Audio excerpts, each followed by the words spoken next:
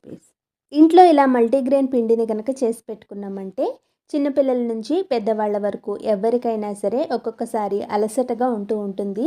అలసట అనేది లేకుండా రోజంతా కూడా యాక్టివ్గా ఉండొచ్చు. ఈ ఒక్క పిండి ఉంటే మనకి రెగ్యులర్గా జావని పెట్టుకుని తాగొచ్చు. అలాగే దోశ కానీ చపాతీ కానీ చేసుకోవచ్చు. స్నాక్స్ ఇంకా స్వీట్స్ని కూడా ఈ పిండితోటి ప్రిపేర్ చేసుకోవచ్చు. మరి లేట్ చేయకుండా ఈ మల్టీగ్రెయిన్ పిండిలో ఉండే న్యూట్రియంట్ వాల్యూస్ని తెలుసుకుంటూ దీన్ని ఎలా ప్రిపేర్ చేయాలో ఇప్పుడు చూసేద్దాం. ఫస్ట్ అయితే నేను ఇక్కడ 1/2 కిలో వరకు రాజ్మాని తీసుకుంటున్నాను. దీంట్లో ఫైబర్ అనేది ఎక్కువగా ఉంటుంది కాబట్టి డైజెషన్కి చాలా మంచిది.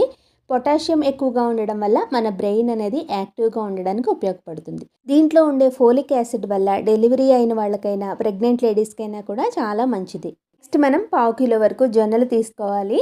జొన్నలు కాన్స్టిపేషన్ని తగ్గించడంలో బాగా ఉపయోగపడతాయి. అలాగే డయాబెటిక్ పేషెంట్స్కి కూడా ఇది చాలా మంచిది. నెక్స్ట్ మనం 1/2 కిలో వరకు పెసలను